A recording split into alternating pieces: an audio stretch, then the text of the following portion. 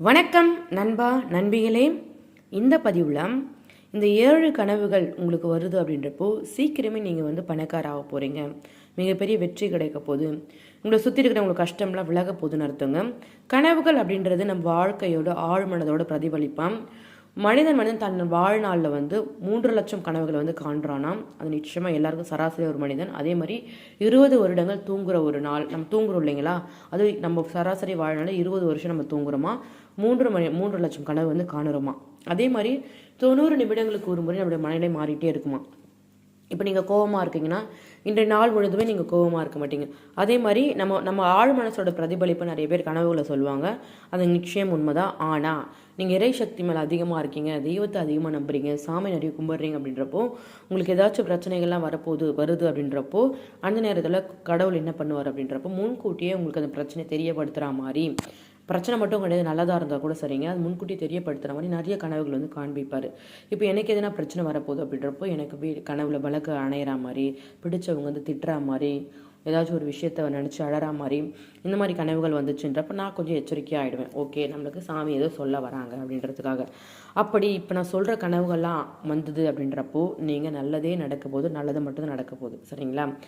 கோவில் கோபுரம் இருக்குங்க, அதில் வெள்ளை நிற புறாவோ கிளிகளோ இல்லை குருவிகளோ அந்த கோவில் கோபுரத்தில் இருக்கிற மாதிரி நீங்கள் கனவு கண்டீங்க, அதெல்லாம் டப்புன்னு பறக்கிற மாதிரி கனவு கண்டீங்க, அதுவும் கோவில் கோபுரத்தில், அது ரொம்ப ரொம்ப சக்தி வாய்ந்த கனவு.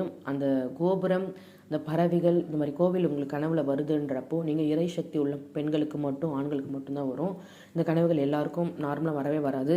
இந்த மாதிரி கனவுல இருந்தால் ரொம்ப ரொம்ப ரொம்ப ரொம்ப நல்லது. உங்கள் கஷ்டமெல்லாம் விலக போகுது, உங்கள் சண்டைகள் உங்கள் பிரச்சனைகள் எல்லாமே தீரப்போகுது, உங்களுக்கு எல்லாமே நல்லது மட்டும் நடக்க போகுதுன்றதுக்கான இது ஒரு மிக முக்கியம். உங்கள் வாழ்க்கை ரொம்ப பிரகாசமாக இருக்க மாதிரி ஒரு அறிகுறி. ரெண்டாவது மிக முக்கியமான அறிகுறி, அதாவது நீங்கள் கோவிலில் போயிட்டு பிரசாதம் வாங்குற மாதிரியோ இல்லை நீங்கள் மற்றவங்களுக்கு பிரசாதம் கொடுக்குற மாதிரியோ, நீங்கள் வாங்குறத விட மற்றவங்களுக்கு கொடுக்குற மாதிரி அது மாதிரி கனவுகள் வந்துச்சுன்னா அதுவும் மிக முக்கியமான மிகவும் சக்தி வாய்ந்த கனவு. இந்த கனவு கடவுள் உங்களை ஆசீர்வாதம் பண்ணிட்டார், உங்கள் கஷ்டம்லாம் தீரப்போகுதுன்றதுக்கான ஒரு மிக முக்கியமான அர்த்தம். ஏதோ ரொம்ப கவலையாக கஷ்டமாக இருக்கும் பொழுது யாரோ உங்கள் தோல் மேலே கை வச்சோ உங்கள் தோல் மேலே கை போட்டோ உங்களுக்கு ஏதோ ஒன்று சொல்கிற மாதிரி ஒரு கனவு வருது, உங்கள் கனவுல அந்த மாதிரி பேசுகிற மாதிரி ஒரு கனவு வருது அப்படின்றப்போ அது கடவுளையும் உங்ககிட்ட பேசுறதுக்கு சமம், அது நல்லது. அதேமாதிரி பெரிய கடல்கள், குளங்கள், கோவிலோட தெப்ப குளம் இதெல்லாம் உங்கள் கனவுல வந்துச்சு அப்படின்றப்போ நீங்கள் ஏதாவது புதிய புதிய முயற்சிகளை எடுக்கிறீங்க, ஏதாவது ஒரு பிஸ்னஸ் தொடங்க போகிறீங்க, ஒரு புதிய இன்டர்வியூ போக போகிறீங்க, கல்யாணம் தடைப்பட்டுட்டே இருக்குது, அதை போய் பொண்ணு பார்க்க போகிறீங்க, பையன் பார்க்க போகிறீங்க, பையன் பார்க்க வராங்க, உடல்நிலை சரியில்லாமல் இருக்குது, இது மாதிரி டைமில் தெப்பக்குளம் கனவுல வந்துச்சுன்றப்போ ரொம்ப ரொம்ப நல்லது. நிறைய பேர் கவனித்து பார்த்தீங்கன்றப்ப நிறைய பேரோட கனவுல கடவுள்கள் பேசுவாங்க. என் கனவுல அவங்க பேசுவாங்க. அது மாதிரி கனவுல பேசுகிறாங்கன்றப்போ அவங்க உங்கள் வீட்டுக்குள்ளேயே இருக்காங்க, அது உங்கள் கூடயே இருக்காங்கன்றதுக்கான அர்த்தம். இன்னும் உங்கள் வீட்டில் பள்ளிகள் ரொம்ப ரொம்ப சத்தம் போடுறாங்க, தடையில் நடமாடுறாங்க, எங்கே பார்த்தாலும் பள்ளிகள் இருக்காங்க அப்படின்றப்போ உங்கள் வீட்டில் இறைசக்தி அளவுக்கு அதிகமாக இருக்குன்னு அர்த்தம். இப்போ ஒரு வீட்டில் இறைசக்தி அதிகமாக இருந்தால் மட்டும்தான் அந்த வீட்டில் பள்ளிகள் நடமாட்டமே அதிகமாக இருக்கும். சரிங்களா.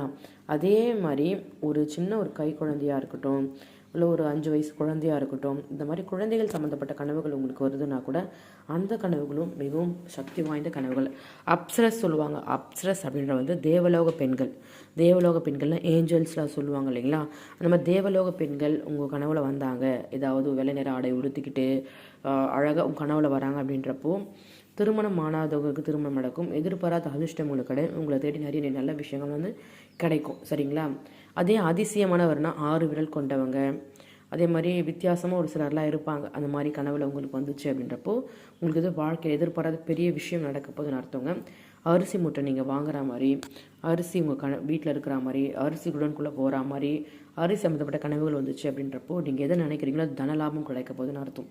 அதே மாதிரிங்க ரொம்ப முக்கியமான விஷயம், உங்களுடைய டீச்சர், ஓல்டு டீச்சர் இருக்காங்க இல்லையா, அவங்க கனவுல வராங்க அப்படின்றப்போ உங்கள் வாழ்க்கையில் அமோகமான வாழ்க்கை வாழ போகிறீங்க. உங்களுக்கு எல்லாம் சந்தோஷம் மட்டுமே அடிக்க போகுது.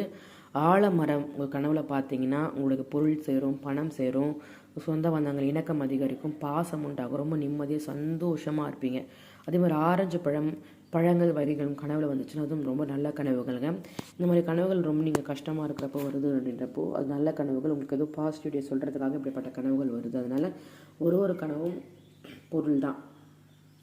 எல்லா கனவுகளும் பொருள் குறித்தனவானா கண்டிப்பாக கிடையாது. ஆனால் எல்லா கனவுகளுக்கும் ஏதோ ஒரு புரிதல் நம்மக்கிட்ட இருந்துச்சு, அந்த கனவு தூங்கி எழுந்த பிறகு நம்மளுக்கு ஞாபகம் இருக்குன்றப்போ அந்த கனவு உங்களுக்கு எதுவும் சொல்ல வருதுன்னு அர்த்தம். அதனால் இந்த பதிவை நீங்கள் பார்க்குற யாராக இருந்தாலும் இப்படிப்பட்ட உங்களுக்கு ஏதாச்சும் ஒரு கனவு வந்திருக்கும், அந்த கனவை பற்றி ஒரு குழப்பம் இருக்கும், என்னன்றது யோசிச்சுட்டு இருப்பீங்க இல்லையா? அப்படி கனவு ஏதாச்சும் கமெண்ட்டில் சொல்லுங்கள், அதற்கான பதிவு தெளிவு நான் உங்களுக்கு சொல்கிறேங்க. நன்றி சகோதர சகோதரிகளே.